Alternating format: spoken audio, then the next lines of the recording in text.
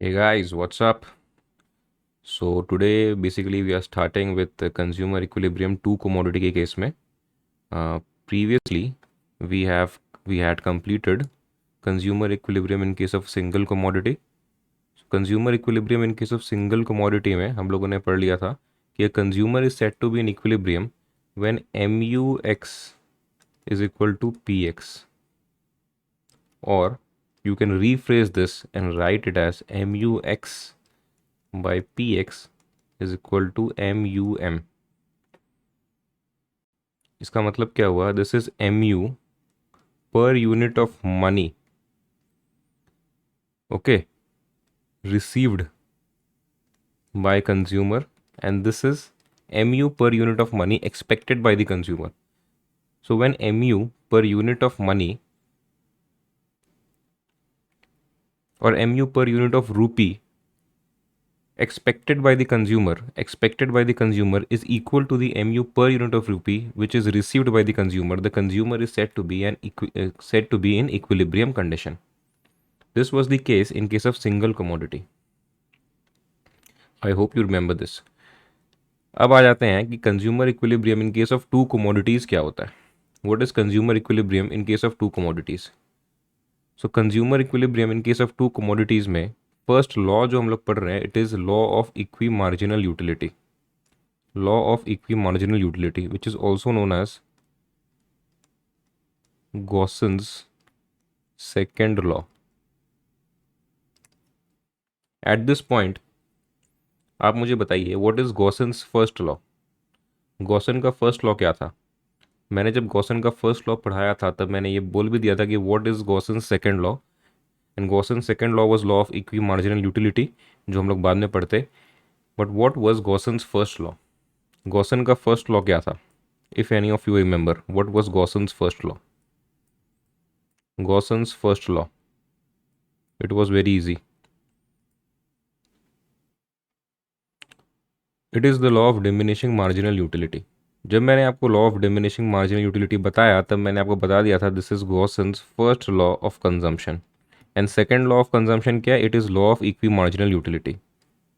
Okay, so Gossen's first law of consumption is law of diminishing marginal utility, and Gauss's second law of consumption is law of equi marginal utility. ठीक है, तो ये याद रखिएगा कि Gauss's second law क्या है? It is the law of equi marginal utility. Now what is law of equi marginal utility? The law states that a consumer gets maximum satisfaction when ratios of mu of two commodities and their respective prices are equal. So a consumer gets maximum satisfaction when the ratios of mu of two commodities and their respective prices are equal and mu falls as consumption increases. अब आपको दो condition दिख रहे होंगे इसमें. First is ratio of mu to price is same in case of both the goods. Ratio of mu to price is same in case of both the goods. The second is mu falls as consumption increases. Second condition जो है कि mu falls as consumption increases, ये तो आपको पता है, इसको बताने की ज़रूरत नहीं है. This is because of operation of law of diminishing marginal utility. Okay, first जो ये बोल रहा है कि ratio of mu to price is same in case of both the goods. Ratio of mu to price मतलब mu to price का ratio is same in case of both the goods. अगर आपने दो गुड्स ले लिए, समझ लीजिए x and y, you have taken to goods, one is x, the other is y, then ratio of mu to price in case of x and ratio of mu to price in case of y are equal. So this is law of equi marginal utility कि marginal utility equal है. Okay, तो first statement मैं repeat कर रहा हूँ. Law of equi marginal utility क्या बोल रहा है कि a consumer gets maximum satisfaction when ratio of mu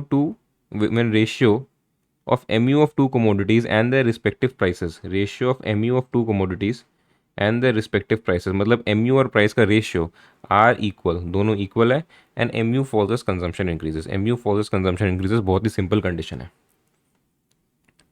इसको दूसरी तरीके से बोल सकते हैं कि a consumer strikes his equilibrium when the last rupee spent by him when the last rupee spent by him gives him equal marginal utility whether he spends it on good X और good Y।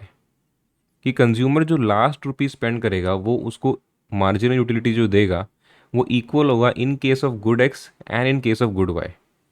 मतलब consumer जो last rupee spend करेगा good X में and consumer जो last rupee spend करेगा good Y में, दोनों का marginal utility will be the same.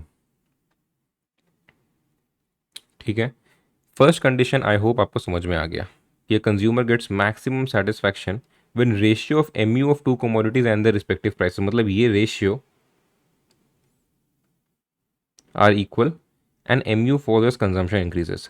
Second question मैं आपको बाद में, सेकेंड जो स्टेटमेंट है मैं आपको बाद में एक एग्जाम्पल से समझा दूंगा। फर्स्ट स्टेटमेंट में वापस आ रहे हैं कि ratio of MU to price is same in case of both the goods. Now जब आप हम लोग पढ़ रहे थे सिंगल कमोडिटी के केस में तो क्या था, समझ लीजिए हम लोग के पास एक गुड एक्स है। इन case of good x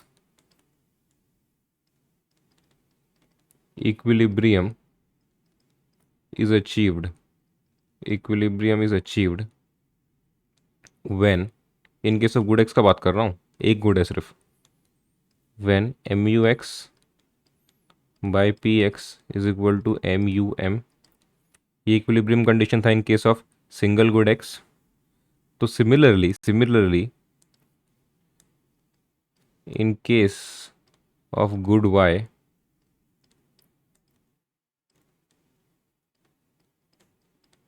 equilibrium is achieved when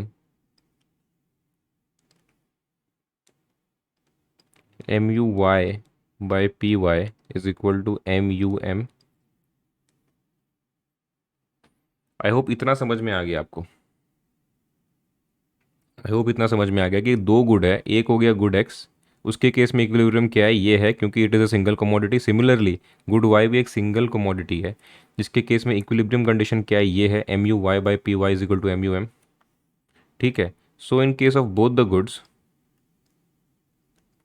in case of both goods मतलब जब कंज्यूमर कंज्यूम करता है दोनों गुड एक साथ, then equilibrium is achieved when, equilibrium कब अचीव होता है, when mux by px is equal to muy by py is equal to mum। मतलब मैंने ये फर्स्ट इक्वेशन हुआ, समझ लीजिए ये फर्स्ट इक्वेशन हुआ, ये सेकंड इक्वेशन हुआ, तो मैथमेटिकली मैंने 1 एंड 2 को कंबाइन कर दिया है कि from 1 and 2 we get this equation कि M U X by P X is equal to M U Y by P Y is equal to M U M. ठीक है, मैथमेटिकली आपने समझ लिया कि कंडीशन क्या है इक्विलिब्रियम का, when the consumer consumes two commodities. लेकिन इसका इंटरप्रिटेशन क्या है, इसका मतलब क्या हुआ कि M U X by P X is equal to M U Y by P Y is equal to M U M. अगर आप इंटरप्रिटेशन नहीं भी समझे तो एग्ज़ाम में मार्क्स आपको आ जाएंगे, लेकिन अगर आप इक्विलिब्रियम पढ़ ही रहे हैं तो आप समझिए इसका मीनिंग क्या है। दिस बेसिकली मीन्स कि मार्जिनल यूटिलिटी और सेटिस्फैक्शन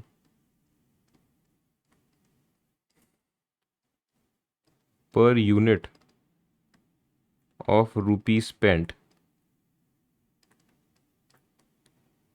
ऑन गुड एक्स, कि मार्जिनल यूटिलिटी और satisfaction per unit of rupee spent on good X is equal to marginal utility और सेटिस्फैक्शन, मार्जिनल यूटिलिटी और satisfaction per unit of rupee spent on good Y. है ना, कि marginal utility per unit of rupee spent on good X is equal to the marginal utility और satisfaction per unit of rupee spent on good Y is equal to the M U per unit of rupee expected or desired by the consumer.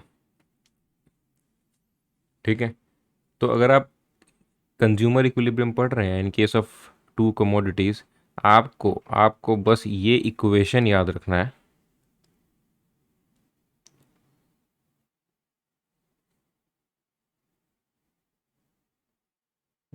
Just a minute.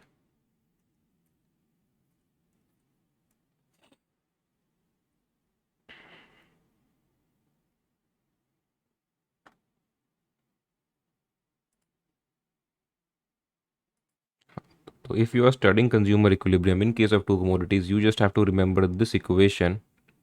This equation, आपके सब sums सारे question इससे solve हो जाएंगे. ठीक है, तो consumer equilibrium in case of two commodities कब बोलते हैं? A consumer gets maximum satisfaction when ratios of mu of two commodities and their respective prices are equal and mu falls as consumption increases. मतलब the consumer, when he spends the last rupee spent by him gives him equal marginal utility whether he spends it on good X or he spends it on good Y.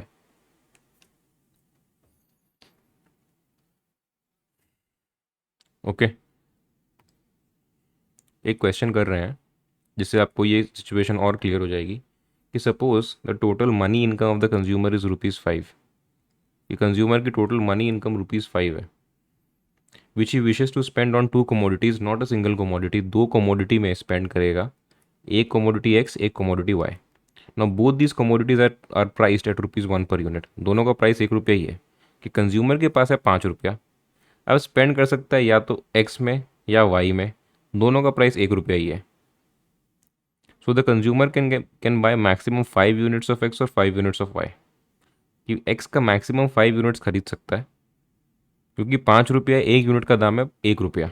So maximum he can buy 5 units of x or 5 units of y because the price of y is also ₹1. The following table shows the marginal utility which the consumer derives from various units of x and y. Suppose the consumer has ₹5, 1, 2, 3, 4, 5. Consumer के पास ₹5 हैं.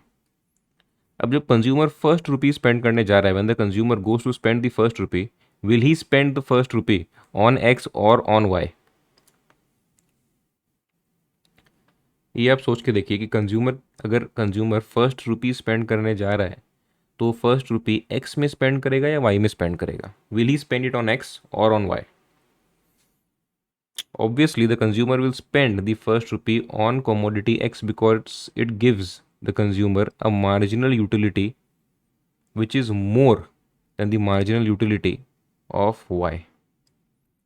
कि अगर X में spend करने गया तो marginal utility जो मिल रहा है इट इज़ 220, लेकिन अगर फर्स्ट रुपी Y में स्पेंड करता देन द मार्जिनल यूटिलिटी उसको जो मिलता it would have been 16. A consumer always prefers greater marginal utility, greater satisfaction. तो फर्स्ट रुपी वो स्पेंड करेगा एक्स में, ठीक है. अब वो स्पेंड करने गया second rupee. When the consumer goes to spend the second rupee, will he spend it on X और ऑन वाई?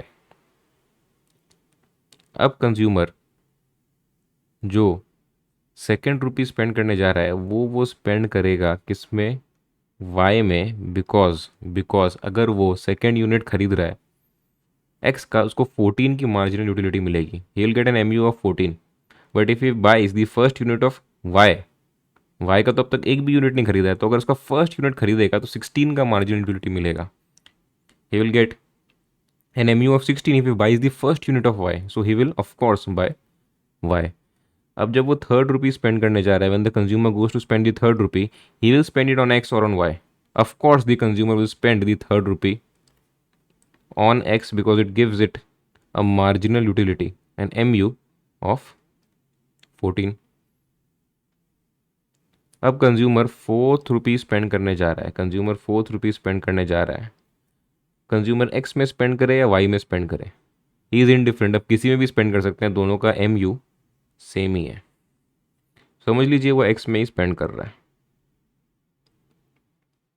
अब कंज्यूमर के पास 1 रुपया बचा है, 1 रुपया बचा है लास्ट, वो किस में स्पेंड करेगा, एक्स में या वाई में? He will spend it on Y, because अगर एक्स में स्पेंड कर दिया तो MU7 हो जाएगा, वाई में स्पेंड कर रहे हैं तो MU12 का मिल रहा है, 5 रुपया स्पेंड हो गया पूरा।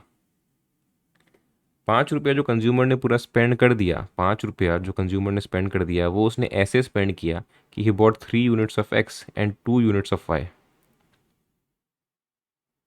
ठीक है, अब 3 units of X and 2 units of Y खरीद के जो उसका टोटल MU आ रहा है, टोटल MU जिसको टोटल यूटिलिटी आ रहा है, it will be the highest.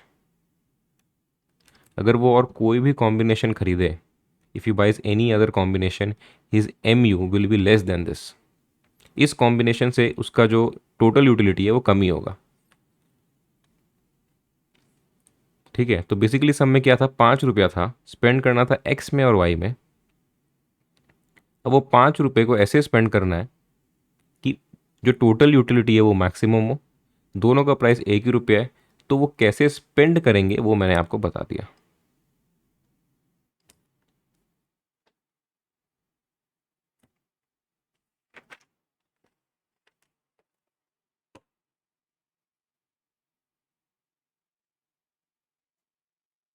Okay, now अगर इसको हम लोग मैथमेटिकली सॉल्व करते हैं कंज्यूमर इक्विलिब्रियम कंडीशन लेके, so we know that equilibrium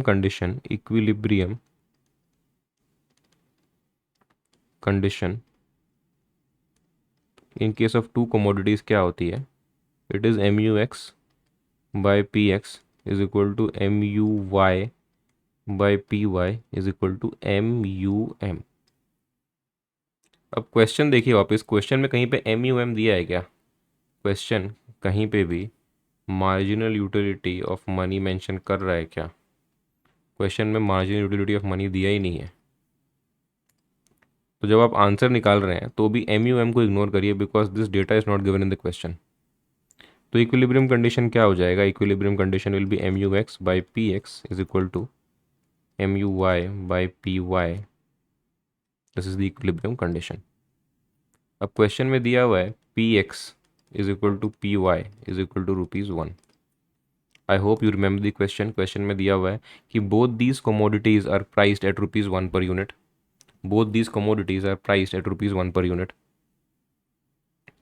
तो PX is equal to PY, PX मतलब price of X is equal to the price of Y is equal to ₹1। So again आप इसको 1 put करके solve कर देते हैं question में, you will get MUX is equal to MUY। Mathematically ये equilibrium condition होगी। ठीक है, mathematically this will be the equilibrium condition. Okay, इसको अगर आप प्लॉट करते हैं, if you plot this, if you plot this, समझ लीजिए। ओके, सो 1 2 3 4 5, ये मैंने लिख दिया कोमोडिटी एक्स का।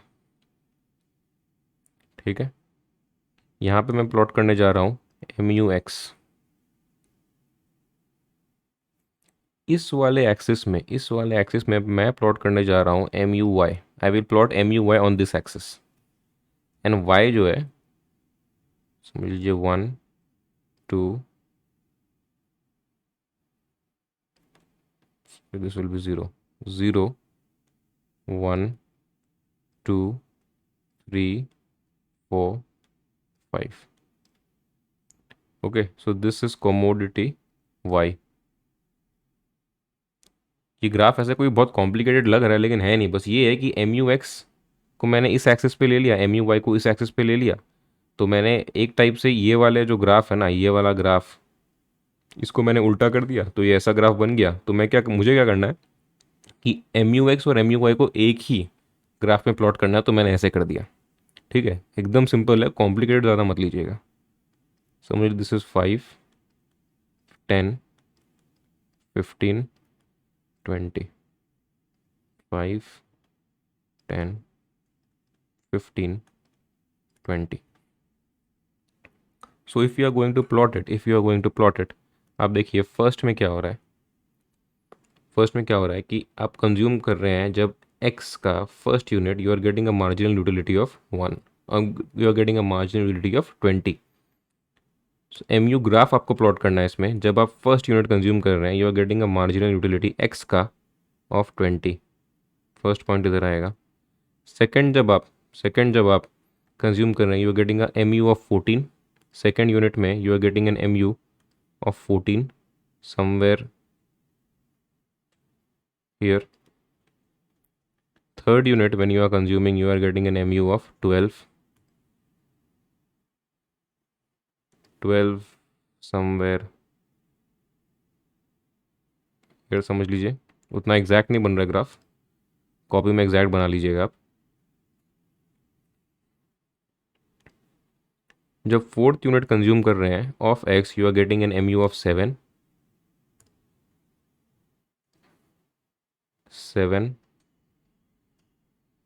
समझ लीजिए समवेयर हियर। एंड जब फिफ्थ यूनिट कंज्यूम कर रहे हैं you are getting an mu of 5, so it will be here. Okay, so this is the graph, this is the graph of mu x मैंने plot कर दिया। I hope यहाँ तक सबको समझ में आ गया, बहुत ही सिंपल है, मैंने बस एम यू के ग्राफ को प्लॉट कर दिया जैसे हम लोग पहले कर रहे थे ना, जब बी स्टडी टोटल यूटिलिटी क्या है, मार्जिनल यूटिलिटी क्या है, what is the relationship between T U and M U, तो हमने एक एम यू ग्राफ प्लॉट किया था। Similarly I have just plotted an M U graph here कि एम यू एक्स मैंने यहाँ प्लॉट कर दिया, this is M U X X M U X मैंने प्लॉट कर दिया। अब एम यू वाई मुझे प्लॉट करना है, तो एम यू वाई जब जीरो यूनिट्स कंज्यूम कर रहा था तो of course M U margin utility was zero, but एक यूनिट जब कंज्यूम किया वाई का then M U was 16, M U was 16। First unit Y यहाँ पे this is the first unit, M U is 16 somewhere, समझ लीजिए here. When we consume the second unit of Y M U was 12, second unit of Y में M U was 12, 12 में मैंने यहाँ लिया था तो it will be somewhere here.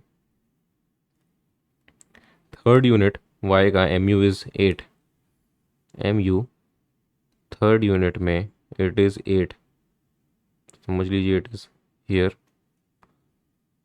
Fourth unit में M U is 5, fourth unit में M U is 5 and fifth unit जब कंज्यूम किए तो M U is 3, fifth unit में M U is 3 somewhere here. तो इफ़ यू प्लॉट दिस ये M U, of course M U is always downward sloping, तो ये M U Y का graph बन गया, this is M U Y, M U Y. So equilibrium condition हमने देखा था यहाँ पे कि equilibrium is achieved when M U X is equal to M U Y. So equilibrium is achieved when M U X is equal to M U Y which is at this point. तो this point पे equilibrium आ गया। Equilibrium कब आया, जब हम commodity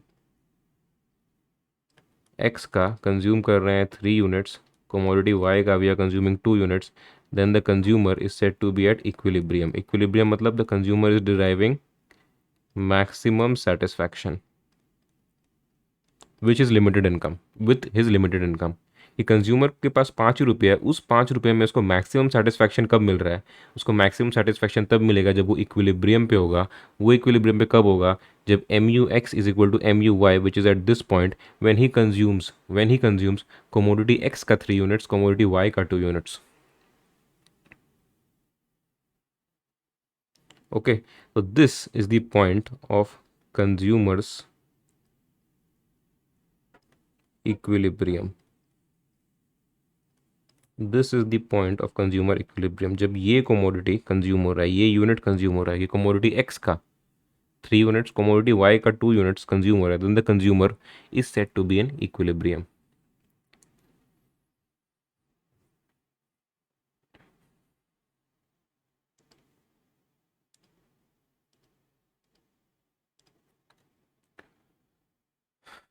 okay, यहाँ पे क्या हो रहा है? What is this space? What is this space?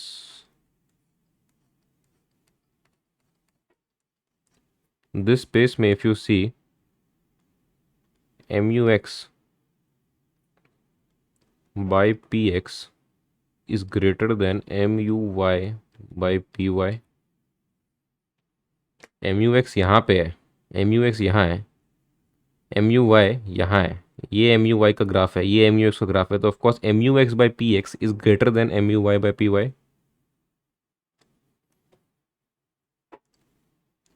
On the other hand, यहाँ पे क्या हो रहा है? What is happening here? If you see here, MUY by PY is greater than MUX by PX.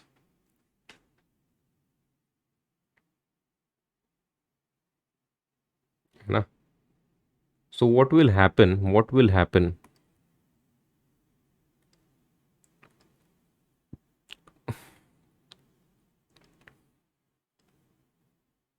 Okay.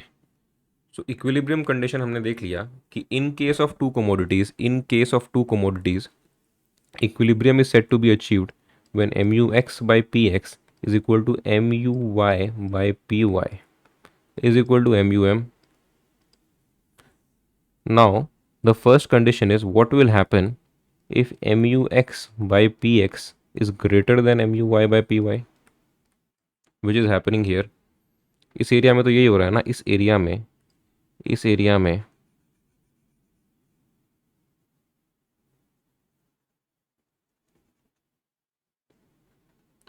क्या हो रहा है? इस एरिया में MUX by PX is greater than MUY by PY. MUX by PX is greater than MUY by PY. इसका मतलब क्या हुआ? इसका मतलब ये हुआ कि consumer is getting more MU per unit of rupee in case of good X. या फिर उसको फ्रेम कर रहा हूँ वापस, consumer is getting more MU per unit of rupee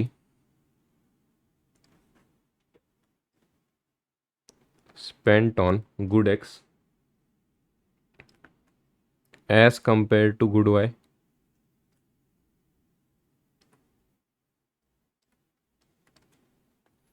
कि अगर MUX by PX is greater than MUY by PY, so what is MUX by PX? It is the MU per unit of rupee spent on X.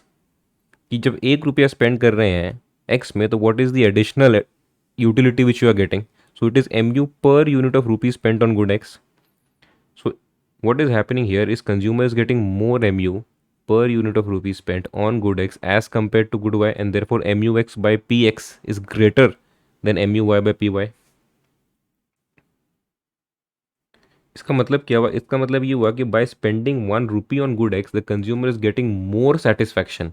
1 रुपये खर्च करना है तो x में खर्च करके ज़्यादा सेटिस्फैक्शन मिल रहा है एज कंपेयर टू जब वाई में खर्च कर रहे हैं. आई रिपीट, जब 1 रुपया स्पेंड करना है, कि by spending a unit of a rupee on a unit of good X is giving the consumer greater amount of satisfaction as compare to when he spends that unit of rupee on good Y.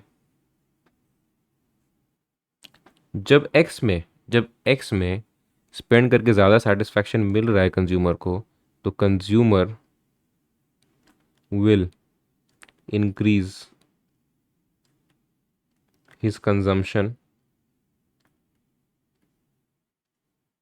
Of good X and decrease his consumption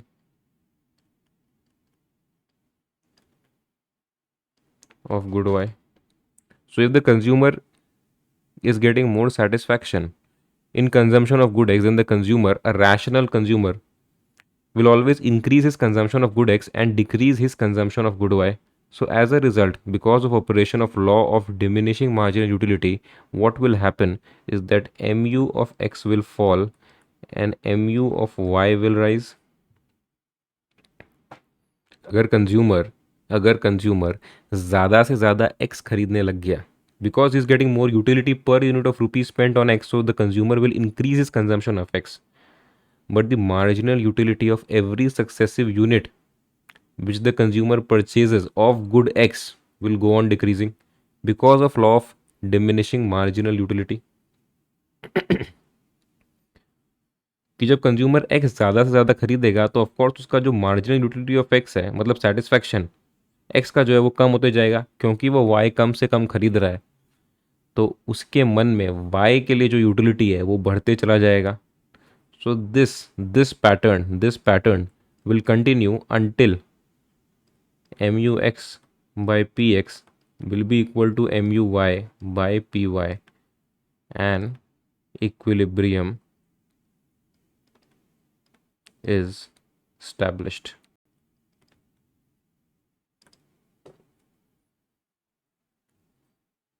है ना, कि अगर mu x is greater than px and mu y is greater than py और mu x कम हो गया और mu y बढ़ गया, तो एक ऐसा पॉइंट आएगा जब ये दोनों इक्वल हो जाएंगे. That point is the point of consumer equilibrium. है ना, कि कंज्यूमर इक्विलिब्रियम तभी होगा जब ratio of marginal utility and their respective prices are equal for both the goods.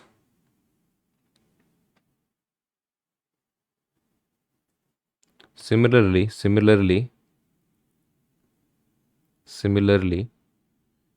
if muy by py is greater than mux by px, then what will happen? मतलब अगर ये situation हो, अगर situation ये वाली हो, when muy by py is greater than mux by px, then what will happen? Consumer को क्या मिल रहा है? The consumer is getting more marginal utility per unit of rupees spent on good Y as compare to the marginal utility और as compare to the satisfaction which is getting by spending one unit of rupee on good X. So what will consumer do? Consumer will increase his consumption of Y and decrease his consumption of X. The consumer will increase his consumption of Y. Y से ज़्यादा satisfaction मिल रहा है, Y ज़्यादा खरीद लेंगे. Consumer rational होना चाहिए. The consumer is rational who always wants to maximize his satisfaction with the limited income and with given prices. MUY by PY is greater than MUX by PX. कुछ नहीं है, बस Y का consumption start कर दो. ज़्यादा satisfaction मिल रहा है, ज़्यादा Y कंज्यूम करो. Y का कंजम्पशन इंक्रीज करो, X का कंजम्पशन को डिक्रीज करो. So what will happen ultimately is MUY will fall and MUX will increase because of law of diminishing marginal utility.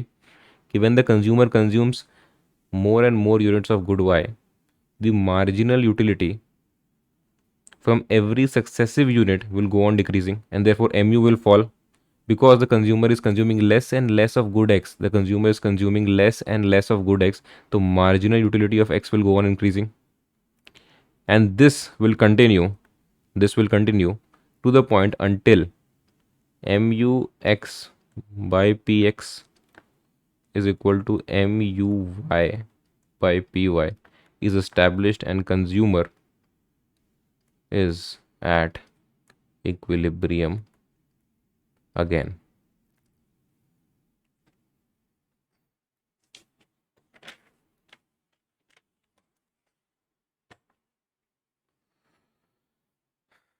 I hope आपको समझ में आ गया ये कि consumer equilibrium in case of two commodities होता क्या है. मैंने आपको शुरू में बताया था कि consumer equilibrium in two commodities आपको रट्टा मारना है, तो ये इक्वेशन रट्टा मार लीजिए. बस ये इक्वेशन आप रट्टा मार लीजिए, आपके सारे काम इसी से हो जाएंगे. कि आपको पता है कि गुड वन के केस में ये केस था, गुड एक्स के केस में सिंगल कमोडिटी केस में, और गुड वाई के केस में सिंगल कमोडिटी केस में ये केस था. तो अगर दोनों को कंबाइन कर दें तो ये इक्वेशन मिल जाएगा, इससे सारे काम हो जाएंगे. बट आपको लॉजिकली समझना है. तो आप law of equi marginal utility का मैंने फर्स्ट में जब आपको डेफिनेशन पढ़ाया था, इसमें क्या बोल रहा था वो कि consumer gets maximum satisfaction when ratio of MU of two commodities and their respective prices are equal, मतलब ये, and MU falls as consumption increases. Second situation क्या थी कि a consumer strikes is equilibrium when the last rupee spent by him gives him equal marginal utility whether he spends it on good X और on good Y. कि consumer के पास जब ये situation थी तो जो last rupee spent on X है, उसका last rupee spent on X है, it gives him a satisfaction of 12 rupee. कि कंज्यूमर फोर्थ रुपी जो था, कंज्यूमर फोर्थ रुपी जो था वो एक्स पे स्पेंड किया and he spent the last rupee fifth rupee on Y. तो लास्ट रुपी जो वो एक्स में स्पेंड किया, मतलब जो वो फोर्थ रुपी स्पेंड किया एक्स में और जो वो फिफ्थ रुपी स्पेंड किया वाई में, कि एक्स के लिए तो लास्ट रुपी जो वो स्पेंड किया वो फोर्थ रुपी था एंड वाई के लिए जो वो लास्ट रुपी स्पेंड किया it was the fifth rupee. So the last rupee spent on good X as well as the last rupee spent on good Y will give him equal satisfaction.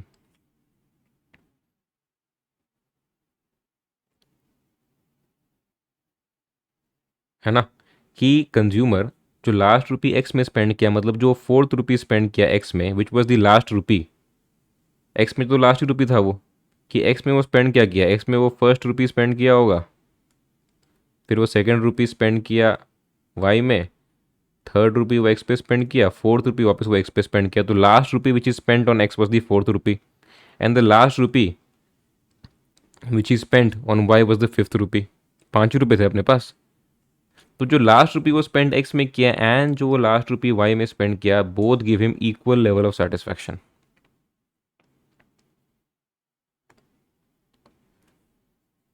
अब पढ़ के देखिए इसको कि consumer strikes is equilibrium when the last rupee spend by him gives him equal marginal utility whether he spends it on good X और on good Y.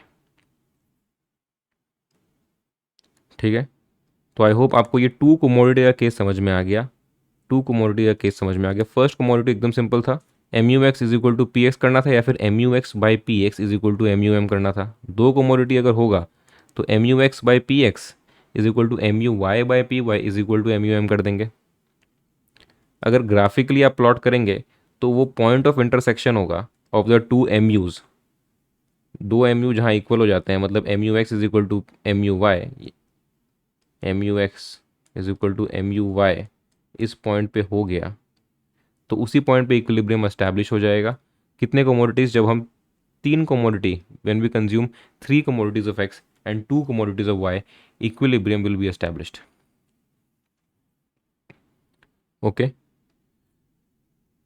जब M U X is greater than M U Y, मतलब M U X by P X is greater than M U Y by P Y, you will of course consume more and more of X. With every successive consumption, mu of x will fall, mu of y will rise, and this will continue until equilibrium is again established. Similarly, जब mu y by py is greater than mu x by px होगा तो आप भी same ही करेंगे।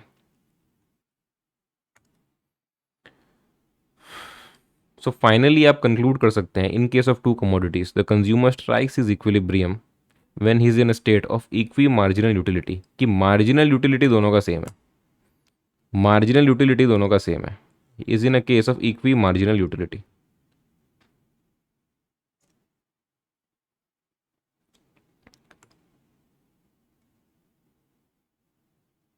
ठीक है, this is the case of equi marginal utility. Marginal utility दोनों का सेम होना चाहिए। What is marginal utility per unit of price, इसमें सेम है। सो consumer strikes is equilibrium when he is in a state of equi marginal utility. So consumer in consumption of two commodities will be at equilibrium when he spends his limited income in such a way that the ratios of marginal utilities of two commodities and their respective prices are equal. मतलब ratio of marginal utility of two commodities, समझ लीजिए X and Y, are equal, मतलब this is equal to this, M U X by P X is equal to M U Y, कि ratio of marginal utilities of two commodities and their respective prices are equal and M U falls as consumption increases. M U को fall करना ही पड़ेगा consumption increase होने के लिए, law of D M U को operate करना ही पड़ेगा। अगर ऑपरेट नहीं करेगा तो इक्विलिब्रियम एस्टैब्लिश नहीं हो सकता। क्यों नहीं हो सकता कि M U, if M U doesn't fall you will go on consuming one commodity. समझ लीजिए कि अगर आपको एक्स में यहाँ पे 20 का सेटिस्फैक्शन मिल रहा था, और अगर आपका एम यू 14 पे गिरता नहीं, अगर 14 पे एम यू गिरता नहीं और एम यू अगर यहाँ पे 20 ही रहता, यहाँ पे 20 ही रहता, यहाँ 20 रहता, यहाँ 20 रहता, मतलब M U doesn't fall with increase in consumption, then you will go on consuming X. You will go on consuming only a single commodity, which is unrealistic. अगर कंजम्पशन करने के बाद भी एम यू गिरता ही नहीं तो you will consume only a single commodity, क्योंकि वो कमोडिटी आपको इक्वल लेवल ऑफ सेटिस्फैक्शन दे रही है और आप कंज्यूम करते ही चले जा रहे हैं। आप दूसरी कमोडिटी की तरफ मुड़ के भी नहीं देखेंगे, क्योंकि मतलब ही क्या है, इससे ज़्यादा सेटिस्फैक्शन मिल रहा है और हर बार इक्वली सेटिस्फैक्शन मिल रहा है। Okay, so it is important for equilibrium that M U falls as consumption increases. ठीक है, एक कंपैरिजन देखते हैं कि one commodity case and two commodity case में क्या क्या पढ़े। So one commodity case and two commodity case में क्या क्या पढ़े। वन कमोडिटी केस में we read that rupee worth of mu actually received by the consumer is equal to the mu of money as desired by the consumer.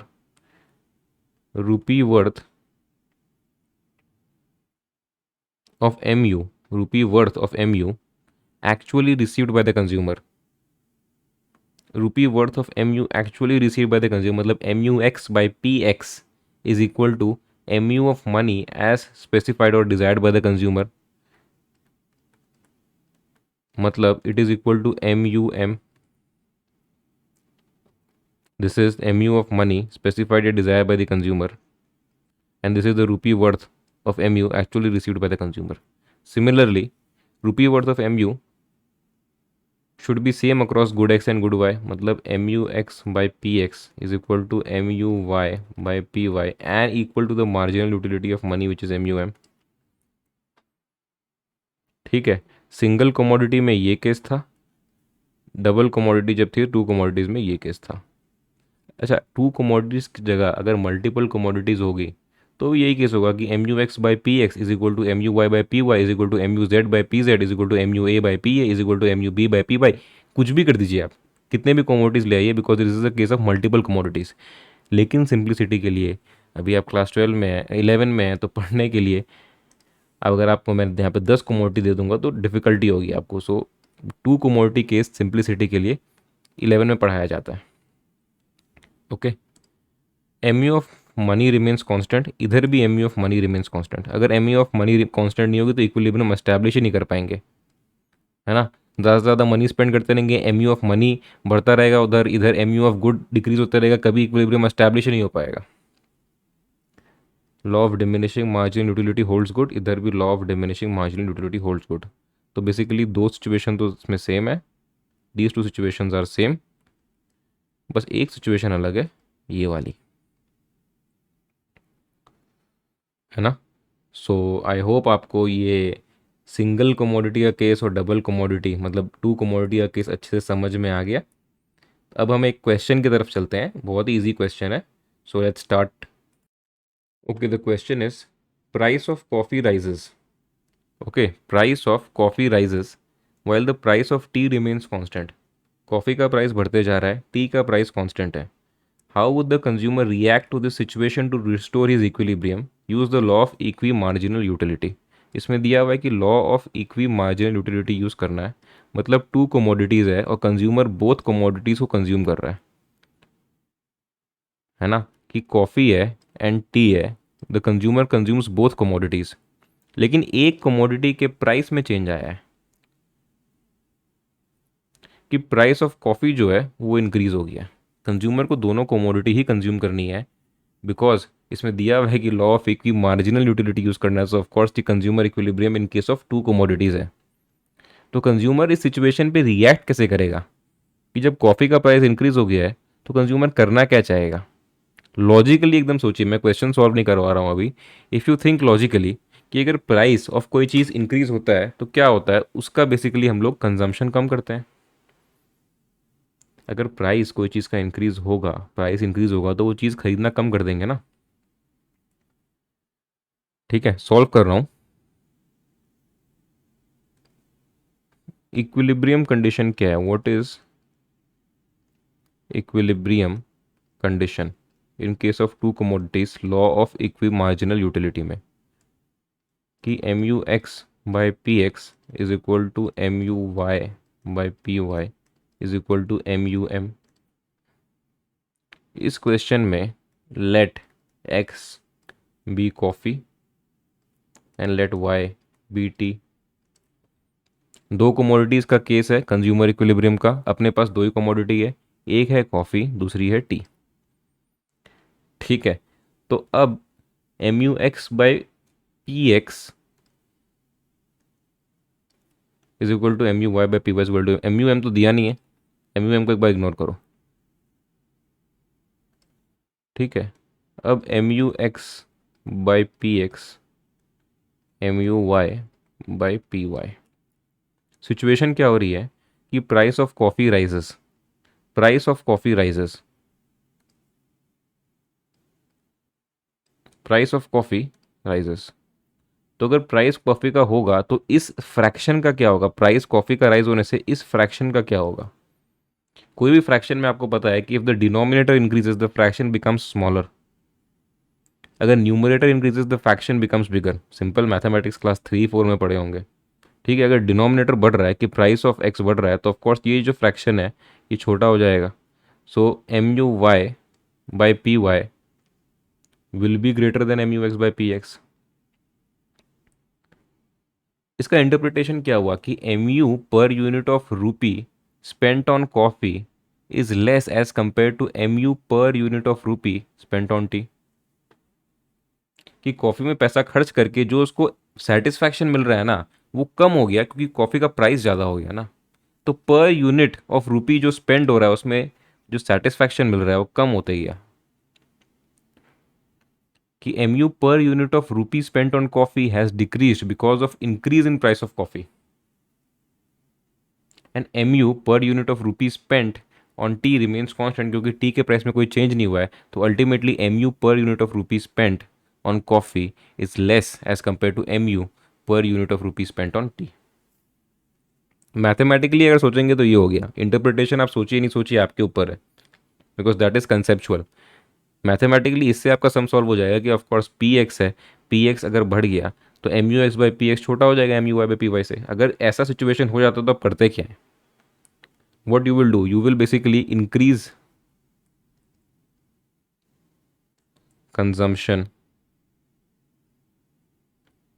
of y which is t and decrease consumption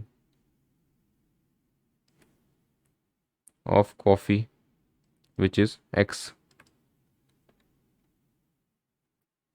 तो ultimately इससे क्या होगा, your M U X will rise and your M U Y will fall. अगर y ज़्यादा से ज़्यादा consume करेंगे, if you consume more and more of y, if you consume more and more of t, what will happen is that your mu of t will go on decreasing because of operation of law of diminishing marginal utility, and your mu x will rise because you are consuming less and less of x। ठीक है, तो you will increase the consumption of y and decrease the consumption of x। So what will happen is mu x will rise and mu y will fall। So this will continue until mu x by px again becomes equal to mu y by py and equilibrium is established। So how will consumer react to the situation to restore his equilibrium? The consumer will basically increase his consumption of tea because tea is now cheaper than coffee in terms of mu। मैं ये नहीं बोल रहा हूँ कि T सस्ती है coffee से, but mu per unit of rupee spent on tea is actually greater than mu per unit of rupees spent on coffee, and therefore the consumer will always try to maximize his utility and increase the consumption of tea। But due to operation of law of diminishing marginal utility, MUY will fall, MUX will increase, and this situation will again be established।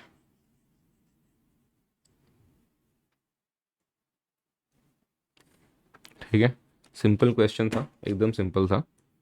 Next question पे चलते हैं।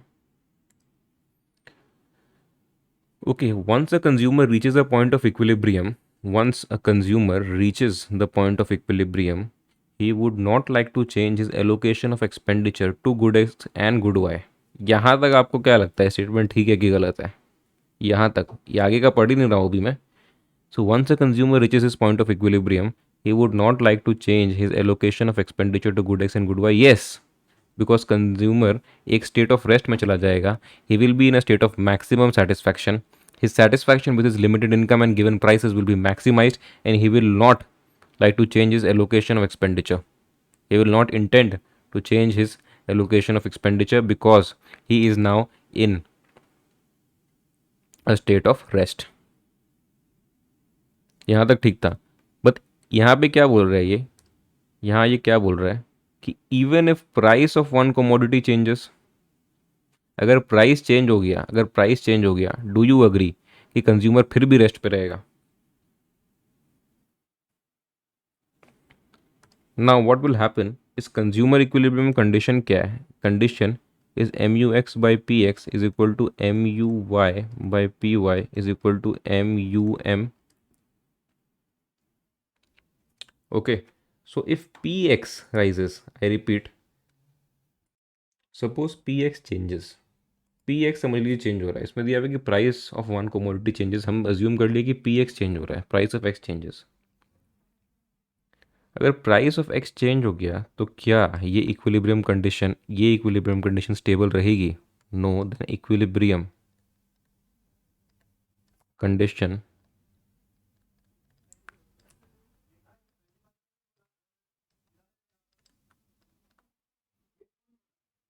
will be disturbed. Suppose if px rises, then mux by px is less than muy by py हो जाएगा. Then what will consumer do? Consumer will have to increase his consumption of good y and decrease his consumption of good x. क्योंकि consumer equilibrium condition तो disturb हो जाएगा if x increases, मतलब if x changes then the consumer equilibrium condition will be disturbed. अगर f increase होता है तो of course M U X by P X will be less than M U Y by P Y, M U X by P X will be less than M U Y by P Y. तो M U per unit of rupee spend on Y ज़्यादा मिल रहा है, तो consumer will increase his consumption of good Y, decrease his consumption of good x. On the other hand समझ लीजिए if P X false,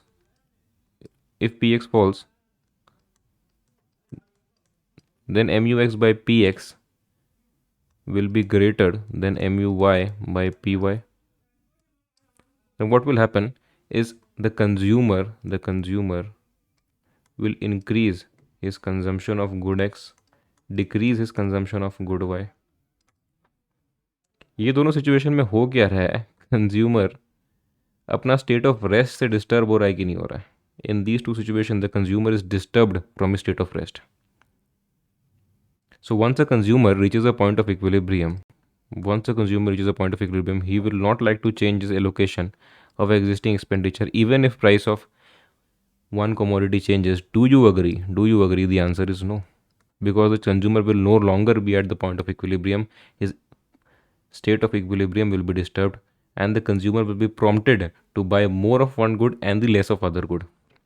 This situation will continue until again mux by px is equal to muy by py is equal to mum, मतलब equilibrium is established. Okay, so this was again a very simple question, बहुत ही simple question था. Next question देख रहे हैं. When the price of onions is very high, the poor man simply stops buying it या फिर decreases its consumption. When the price of onions is very high, the poor man simply stops buying it. Explain the economics of it using utility analysis. अब इस question में आप देखिए कि क्या बोल रहा है कि the price of onions is very high. तो this is a question of only one commodity. इसमें इक्वी मार्जिनल यूटिलिटी यूज़ नहीं करना है क्योंकि सिर्फ अनियंस के प्राइस का बात कर रहा है. तो ये वन कमोडिटी वाला केस है कि consumer equilibrium in case of one commodity कैसे निकालते हैं, है ना?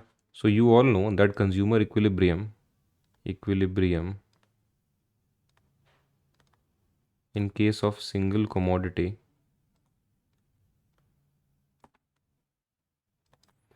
का कंडीशन है mu(x/px is equal to mu(m). इसका मतलब क्या हुआ? इसका मतलब क्या हुआ कि रूपी worth of satisfaction derived by the consumer is actually equal to rupee worth of satisfaction expected by the consumer, कि जो डिराइव हुआ वही एक्सपेक्टेड था, रूपी वर्थ ऑफ सेटिस्फैक्शन। ठीक है, नाउ अगर if P x rises what will happen is mu(x/px will be less than mu(m).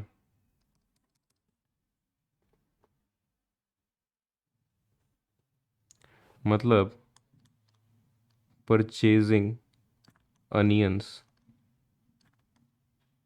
does not give him the rupee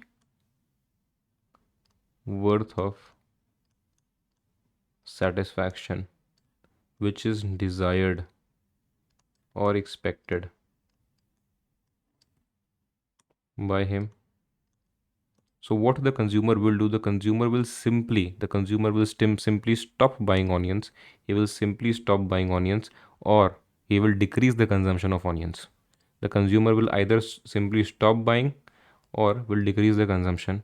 So if the consumer decreases the consumption of X, then what will happen is mu(x) will rise.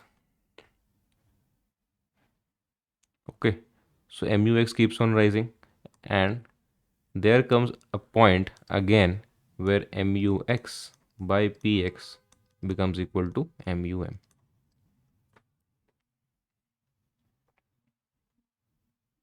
The consumer or the poor man simply stops buying onions or consumes less and less of onions. As the poor man consumes less and less of onions, the marginal utility of onions increases, and there comes a point again where mu(x/px becomes mu is equal to mu(m). ठीक है, 3 question हमने कर लिए, बहुत ही तीनों simple questions थे। बाकी exercise में जो भी क्वेश्चंस है, कोई भी आप जो बुक स्टैंडर्ड बुक फॉलो कर रहे हैं उसमें जो भी आप देख लीजिएगा, आप प्लीज़ कर लीजिएगा उसको। ठीक है, अगर आप अभी नहीं करेंगे तो you will forget in some time. अगर आप अभी कर लेते हैं उसको, जैसे आप जो पढ़ रहे हैं उसको आप बुक से पढ़ लेते हैं और फिर उसको रिवाइज कर लेते हैं, तो इट बिकम्स एन असेट। अगर आप अभी वीडियो देख रहे हैं, बुक से आप एक हफ्ते बाद पढ़ रहे हैं, फिर क्वेश्चन 1 महीने बाद सॉल्व कर रहे हैं, तो कोई मतलब नहीं है उस चीज़ का। फिर एक ही चीज़ करने में जितना कम टाइम लगना चाहिए आपको, उससे ज़्यादा एफर्ट लगेगा, क्योंकि आप उसको अभी ख़त्म नहीं कर रहे हैं, है ना। सो आई रिक्वेस्ट यू ऑल कि जितना भी पढ़ रहे हैं उसको आप अभी ख़त्म करके छोड़ दीजिए, तो आपके लिए वो असेट बन जाएगा। बाद में रिवाइज भी करने चाहेंगे तो ईजिली रिवाइज हो जाएगा। अब तक हम लोग ने पढ़ लिया कि यूटिलिटी एनालिसिस क्या होता है, यूटिलिटी एनालिसिस और cardinal approach. What is utility analysis और कार्डिनल अप्रोच? ठीक है, so what is the limitation of cardinal approach? Cardinal approach का एक लिमिटेशन क्या है? कार्डिनल अप्रोच का एक बेसिक अजम्पशन है, इसका एक बेसिक अजम्पशन है कि यूटिलिटी कैन बी मेजर्ड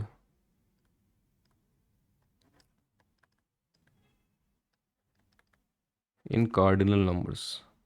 जो इसका बेसिक एजम्पशन है वही इसका सबसे बड़ा लिमिटेशन है कि utility can be measured in cardinal numbers. But in reality आप सोच के देखिए, रियलिटी में आप सोच के देखिए कि एज अ कंज्यूमर आपने कभी भी अपना यूटिलिटी कार्डिनल नंबर्स में एक्सप्रेस किया है क्या? कभी भी आज तक अपना यूटिलिटी कार्डिनल नंबर्स में एक्सप्रेस किया है आपने? जैसे आप बोलेंगे कि मनाली घूम के आए हैं, तो मनाली घूमने में 300 यूटिल का सेटिस्फैक्शन मिल गया आज तो, जब कसौल गए थे हम घूमने के लिए तब तो 250 यूटिल का ही मिला था, लेकिन इस बार मनाली जब घूम के आए तो 300 यूटिल का सेटिस्फैक्शन मिल गया, मज़ा ही आ गया। ऐसा कभी बात करते हुए किसी को सुना है या आपने खुद ऐसे कभी किसी को बोला है क्या? आप ये ज़रूर बोलते हैं कि जब मनाली इस बार घूम के आए ना तो बहुत मज़ा आया। लास्ट टाइम कसौल की ट्रिप से भी ज़्यादा इस बार मसाल मनाली की ट्रिप में मज़ा आया। मतलब मनाली में ज़्यादा मज़ा आया एज़ कम्पेयर टू कसौल। मतलब आपने ये बोल दिया कि मनाली को फर्स्ट रैंक दे रहे हैं, कसौल को सेकंड रैंक दे रहे हैं।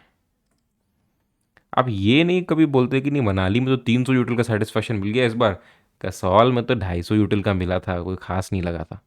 आप ये कभी नहीं बोलते हैं। आप ये बोल सकते हैं कि हाँ मनाली में कसौल से ज़्यादा मज़ा आया। तो रियलिटी में आप कभी भी अपने यूटिलिटी को कार्डिनल नंबर्स या यूटिल्स में एक्सप्रेस करते नहीं हैं।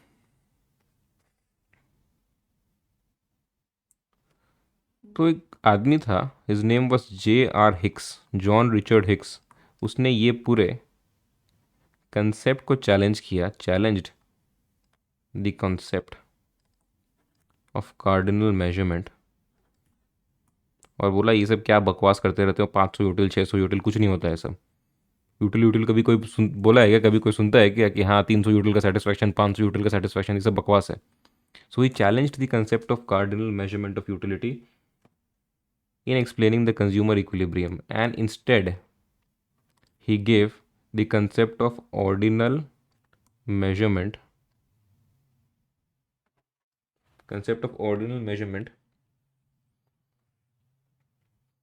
and also offered the technique of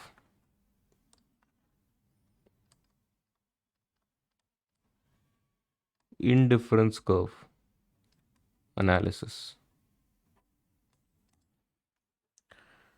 सो जो ये आदमी था जॉन रिचर्ड हिग्स, इसने बोला कि ये कार्डिनल मेजरमेंट ऑफ यूटिलिटी जो है ये बकवास चीज़ है, ऐसा कभी होता ही नहीं है। तो हम लोग यूटिलिटी को कभी मेजर नहीं कर सकते, हम लोग यूटिलिटी को रैंक कर सकते हैं कि हाँ इसको फर्स्ट रैंक दे दिया, इसको सेकंड रैंक दे दिया, ये बोल दिया कि हाँ मनाली में ज़्यादा मज़ा आया as compare to Kasol, but we can never say that Manali gave a satisfaction of 300 utils, Kasol gave a satisfaction of 200 utils और 250 यूटिल्स। ऐसा जनरली बोलते नहीं है। तो ये रियलिटी में कभी होता नहीं है कि हम कोई भी सेटिस्फैक्शन को एग्जैक्टली यूटिल्स में मेजर कर सकें। ओके, तो इसने ये जो यूटिलिटी एनालिसिस या कार्डिनल अप्रोच को चैलेंज करते हुए बोला कि ये सब बकवास है। Instead he give a concept of ordinal measurement of utility and the technique of indifference curve analysis. उसने technique of indifference curve analysis दिया और बोला कि ये जो लिमिटेशन है यूटिलिटी एनालिसिस का, that utility can be measured in cardinal numbers, this can be overcome using the concept of ordinal measurement. Okay, so this takes us to the next concept, which is ordinal utility approach by John Richard Hicks, which is also known as indifference curve analysis और Hicksian analysis.